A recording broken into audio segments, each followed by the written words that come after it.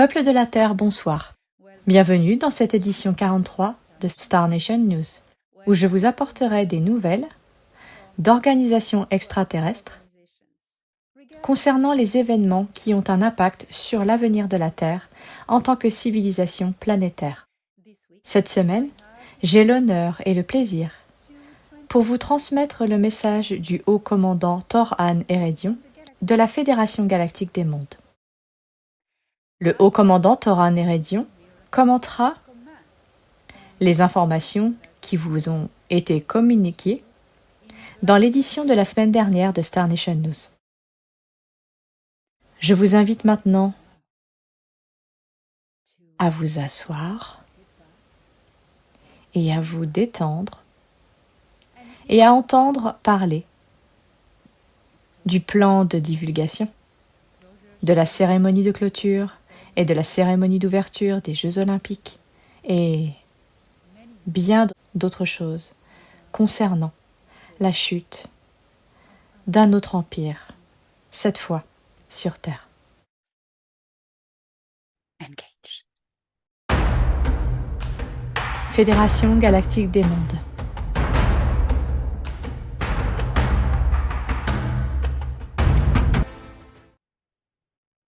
Je laisse maintenant la parole au haut commandant Thor-Han Eredyon, qui parle depuis son lieu de travail, l'Excelsior ou XL6, cuirassé de la Fédération galactique des mondes.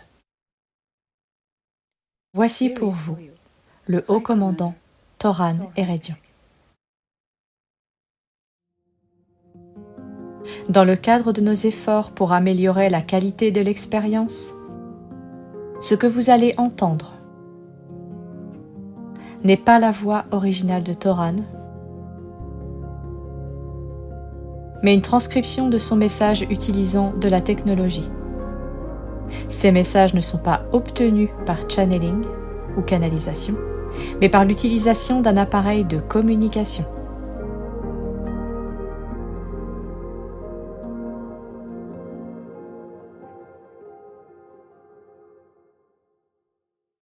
Parfois, le monde dans lequel vous vivez ressemble à une flaque d'incertitude et d'obscurité, non pas à cause de la nature des événements, mais à cause de l'ignorance. La foi en l'avenir et en la victoire ne s'acquiert pas en sachant que tout ira bien, mais elle vient à travers l'incertitude de l'avenir, lorsque vous ne pouvez pas voir le résultat, mais que vous croyez quand même que la lumière réussira. La foi, c'est savoir que même si l'on ne voit pas la lumière du jour, on a confiance dans le fait que le soleil se lèvera à la fin de la nuit. Vous êtes votre propre sauveur, et ce qui motive vos actions, c'est l'espoir. Ce n'est pas parce que vous ne voyez pas la lumière qu'elle n'est pas là. Vous voulez voir la lumière de l'espoir. Ouvrez vos yeux à la vérité, car la nuit dure pour ceux qui gardent leurs paupières fermées. Au cours des 7 dernières années, on vous a montré les efforts déployés par vos ennemis pour vous soumettre et vous priver de votre avenir, de vos droits, de votre liberté et de votre souveraineté. On vous a montré leurs actions, les symboles codés par lesquels ils ont communiqué pendant tout ce temps, les fondements même de leur société, qui étaient les fondements d'une prison mondiale, où les murs ont été construits avec votre travail et les cadenas de vos cages n'étaient rien que plus que fabriqués avec vos propres pensées. La Fédération galactique des mondes, en coordination avec l'Alliance terrestre, s'est efforcée d'exposer les ténèbres les plus profondes et de briser l'écran artificiel de l'illusion qui a été placé devant vos yeux. Nous vous avons révélé comment les médias grand public dominants contrôlés vous ont lavé le cerveau et formaté vos esprits d'utiliser vos propres pensées comme une arme contre vous-même. Vous avez été préparé à penser ce que la centrale de renseignement vous a dit de penser. Par le biais des médias grand public contrôlés, vous avez été lentement assimilé, avec votre consentement, à un esprit de ruche. C'était l'œuvre d'un envahisseur méprisable nommé Nebu, connu sur Terre sous le nom de Dominion, Groupe Orion ou Gris-Eban de Bételgeuse. Il faisait partie d'une alliance de 6 civilisations pernicieuses. Cette alliance est aujourd'hui démantelée. L'intervention la plus intelligente qui a garanti le plus haut pourcentage de réussite a été l'infiltration de leur structure. Nombre de nos collaborateurs dévoués se sont compromis pour rejoindre les plus sombres de ces organisations et jouer à leur propre jeu en les démantelant de l'intérieur. Cette opération a pris des décennies. Et nous voyons aujourd'hui les fruits de sacrifice de ces êtres qui resteront à jamais des héros inconnus. Ils sont nombreux, nombreux. La Fédération galactique des mondes a travaillé sur des opérations d'infiltration, de défense et de coopération scientifique. Je vous en ai déjà parlé. En ce qui concerne les derniers développements en matière de divulgation, nous avons travaillé sur plusieurs fronts simultanément. Certains de nos actifs infiltrés ont été mis en lumière au cours des 2 dernières années, révélant le travail de coopération technologique de l'Alliance terrestre dans le domaine de la rétro-ingénierie de nos technologies, ainsi que l'existence de programmes obscurs de l'ennemi travaillant dans le même domaine, mais à des fins différentes, telles que la militarisation des technologies non terrestres. Bien entendu, ces derniers n'ont jamais pu atteindre un tel succès, car l'ennemi auquel ils étaient associés, comme les Nébus et les Sicars, n'a jamais donné aux humains de la Terre les clés pour comprendre et répliquer leurs armes pour des raisons évidentes. Tout ce que nous avions prévu, l'ennemi avait prévu de le contrer. Si vous avez suivi ce qui s'est passé dernièrement avec les auditions du Congrès et les groupes qui ont été dissous aussi rapidement qu'ils ont été créés dans le seul but de détourner la divulgation, vous avez peut-être trouvé cela déroutant, soit passionnant. Tout ce que vous avez à faire est de vous asseoir et de regarder. Vous verrez le jeu de l'ennemi apparaître lentement au grand jour. Elena m'a demandé mon avis sur les récentes cérémonies olympiques et j'ai été heureux de répondre à sa demande. Elle savait bien sûr que nous n'étions pas étrangers à l'opération. Rappelez-vous et gardez ceci à l'esprit à tout moment. L'ennemi que vous appelez l'état profond a perdu le contrôle total de l'humanité. Son pouvoir diminue comme la traînée d'une comète. Voici ce que je peux commenter. Ce que je vais dire a bien sûr de valeur pour les dirigeants restants de l'état profond, mais dans ce cas, je me réfère spécifiquement aux dirigeants du pays qui a accueilli ces jeux de cirque. C'est souvent en encourageant le roi fou sur son trône à montrer le meilleur de sa folie que l'on peut réveiller ses sujets et déclencher une révolution. C'est ce que nous avons fait. Nous les avons poussés à l'extrême pour qu'ils révèlent, sous une lumière éclatante et choquante, leurs programmes maléfiques, tels que l'anéantissement de la binarité des sexes, le trafic d'enfants et le but qui se cache derrière. Où ces enfants sont emmenés et par qui? Le vrai visage de l'institution religieuse romaine, qui n'a jamais été de la lumière et qui vous a toujours soumis pour que vous incliniez dans la crainte devant de faux dieux. Et qui étaient ces faux dieux que vous avez adorés pendant tout ce temps? Lucifer Marutuk et son mentor Yuh-Enlil, qui a pris le titre de Yahweh, le porteur de lumière. Ce titre est détenu par 2 êtres qui jouent 2 rôles opposés, Marutuk et Issa, ou Yeshua, tel que vous le connaissez. Tous 2 sont des porteurs de lumière, mais l'institution romaine a remplacé le messager de la lumière, Yeshua, par l'ange déchu Lucifer Marutuk, ancien porteur de lumière, tombé du côté obscur de son oncle Enlil. Je suis sûr que l'héritier de l'Empire Anar est le plus qualifié pour développer ce sujet, car je ne suis qu'un observateur en la matière, et a vécu et enduré ces temps et ces luttes avec ces êtres. Vous pouvez l'interroger sur l'inversion Yeshua-Lucifer ou Christ-Antéchrist. L'ennemi avait prévu le retour de Marutuk, mais c'est son père qui est revenu à la place, le père du véritable porteur de lumière, Issa Yeshua. Les Jeux olympiques sont l'événement le plus regardé au monde tous les 4 ans sur Terre. Lors d'événements précédents, Nous vous avons montré les plans de l'état profond à travers des œuvres d'art et des chorégraphies. Quelle meilleure opportunité, puisque le monde entier nous regarde. Les organisateurs de ces événements ne font pas partie de l'Alliance terrestre. Ils n'en font pas partie.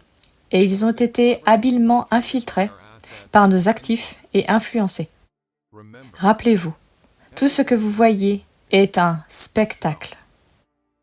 Oui, vous avez compris tout ce qui vous a été montré lors de la cérémonie d'ouverture de ces Jeux. Cependant, il y a quelque chose de crucial que je veux que vous compreniez. Il s'agissait d'une divulgation orchestrée sous le nez de votre ennemi, en utilisant les ressources et les médias de l'ennemi.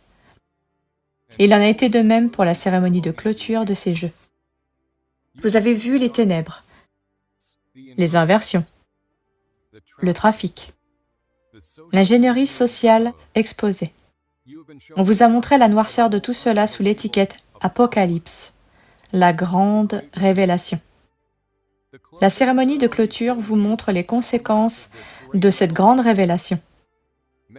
Beaucoup d'entre vous, entraînés à voir les ténèbres partout, croient qu'il s'agissait d'une sombre démonstration de Lucifer descendant dans un enfer créé par l'homme pour soumettre les âmes perdues. Vous n'avez pas compris le message. Lucifer n'est plus. Il a quitté la Terre et a vécu sur Saturne, dont il était le rat, il y a bien longtemps. Puis il a été chassé de ce système stellaire pour ne plus jamais y revenir.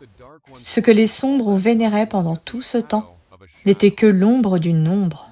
Marutuk ne reviendra jamais, car il a été vaincu dans son identité de Marutuk, loin de ce système stellaire, et c'est une histoire que seul son père biologique peut raconter.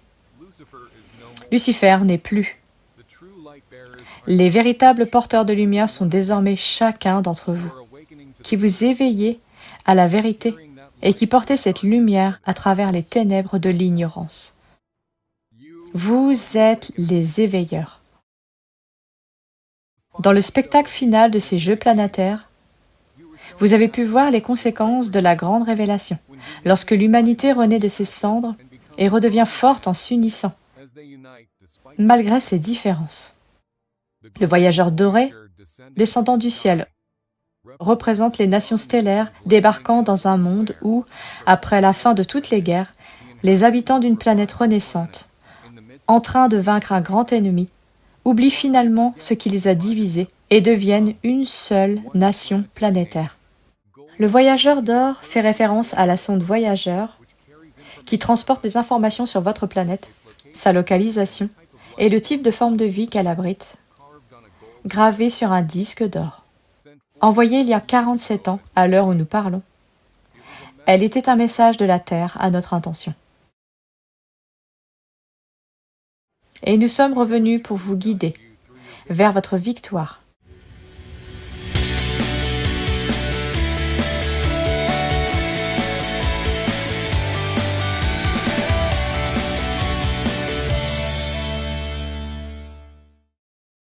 Un avenir que vous avez construit pour vous-même.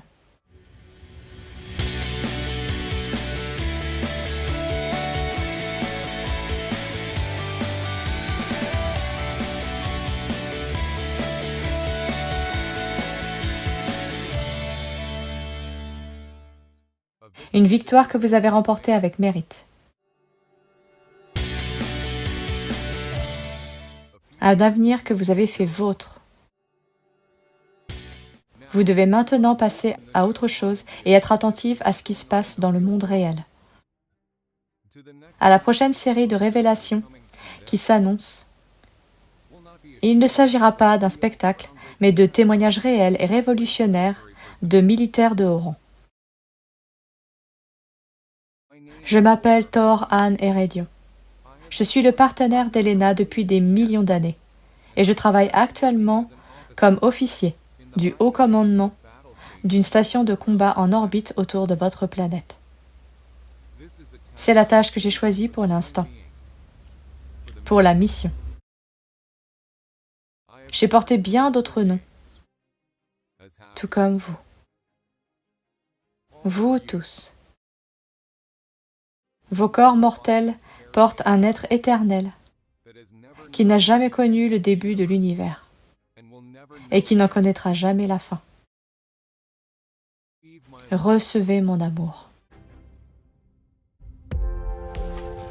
Un mot de l'émissaire. Ce monde qui change est déjà libre. Mais vous devez maintenant le libérer depuis votre esprit. Créez l'avenir que vous voulez en manifestant par la pensée la réalité holographique que vous voulez, comme vous la voulez, et vivez-la maintenant, en cet instant. Créez dans votre esprit une vision, et cette vision, créez-la comme un hologramme, à partir de tous les points de vue, en haut, en bas, à droite, à gauche, devant, derrière. Créez-la et tournez-la, puis entrez en elle et projetez-la à l'extérieur. Imprimez cette réalité que vous voulez sur la réalité actuelle. L'univers tend vers la perfection. C'est la dynamique de l'évolution. Donc si votre vision est plus parfaite, plus résonante et moins dissonante que cette réalité, eh bien, ça marchera. Peuple de la Terre, je suis ravie de vous accompagner dans cette formidable aventure qu'est la libération des humains.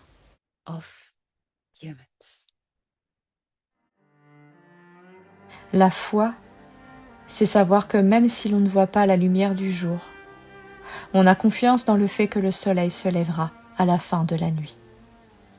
Toran Erédion.